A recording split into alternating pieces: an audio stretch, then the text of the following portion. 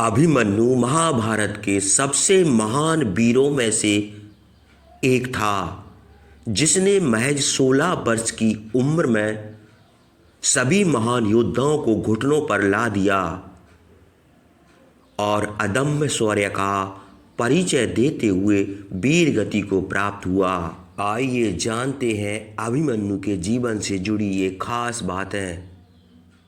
क्यों अभिमन्यु ने अपने ही पिता अर्जुन को पहचानने से इनकार कर दिया और क्यों ले गए थे भगवान श्री कृष्ण अर्जुन को स्वर्गलोक, जहाँ कुछ ऐसा हुआ जिसकी उसने कल्पना भी नहीं की थी। यह सब बातें हम जानेंगे आज के वीडियो में। वीडियो के अंत तक बने रहिए। पर अगर आप हमारे चैनल पर नए हैं तो चैनल को सब्सक्राइब अवश्य करें। बात तब की है जब महाभारत के युद्ध में सभी कौरवों ने धोखे से 16 साल के अभिमन्यु को मार दिया।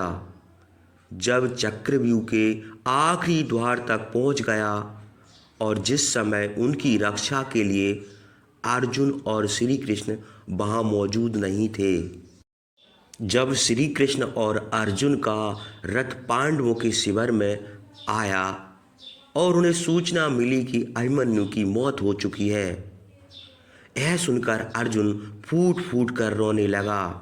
तब भगवान श्री कृष्ण ने उन्हें समझाया और कहा कि जो भी अभिमन्यु की मौत के लिए जिम्मेदार है, पहले उन्हें मारना चाहिए। इसके अगले दिन से ही अर्जुन ने कौरवों की सेना में भीषण आतंक मचाया और शाम होते होते अभिमन्यु की मौत के लिए जिम्मेदार जयद्रथ को मारकर अपनी प्रतिज्ञा पूरी की। अर्जुन कभी भी अभिमन्यु की मौत को भुला नहीं पाया। वह हर दिन रो रो कर अपने बेटे की मौत को याद करने लगा। श्री कृष्ण ने उसे समझाने की बहुत कोशिश की, पर अर्जुन समझने को तैयार ही नहीं था। एक बार अर्जुन उनसे कुछ ऐसे ही सवाल पूछने लगा कि हे माधव, आप जानते थे कि अभिमन्यु की जान को खतरा है, तो आपने रथ उस तरफ क्यों नहीं मोड़ा जहां अभिमन्यु था? आपने जानते हुए भी उसे मारने क्यों दिया? तब श्री कृष्ण ने बताया कि अभिमन्यु की मौत देवताओं की योजना का एक हिस्सा था। अभिमन्यु वास्तव में चंद्रदेव के पुत्र थे। जब श्री कृष्ण द्वापर युग में धर्म की स्थापना के लिए अवतार लेने का निर्णय लिया तो सभी देवताओं ने अपने अनुरूप अपनी संतानों को उनकी सेवा में अर्पित कर दिया।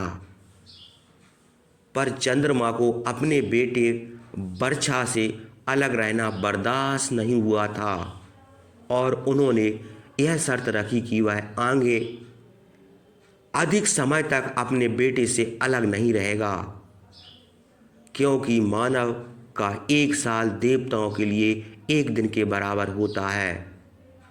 इस कारण अभिमन्यु की धरती पर रहने की अवधि 15 साल में खत्म हो गई।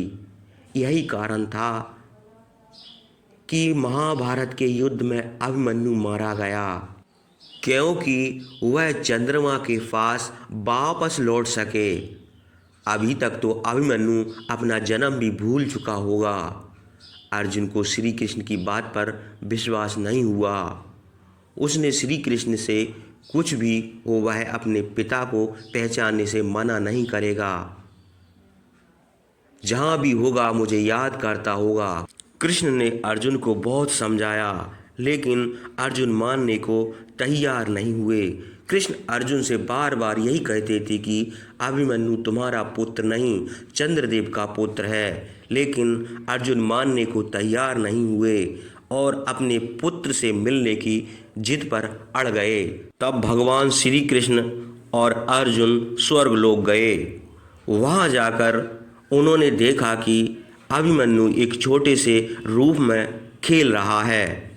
तब अर्जुन ने आवाज़ लगाई, बेटा अभिमन्यु। तब अभिमन्यु ने मुड़कर देखा और बोला, आप कौन हैं, और उन्हें पहचानने से मना कर दिया। तब श्री कृष्ण ने कहा कि अर्जुन, यह तुम्हारा पुत्र नहीं है, वह चंद्रदेव का पुत्र है। इतने में वहाँ चंद्रदेव आ जाते हैं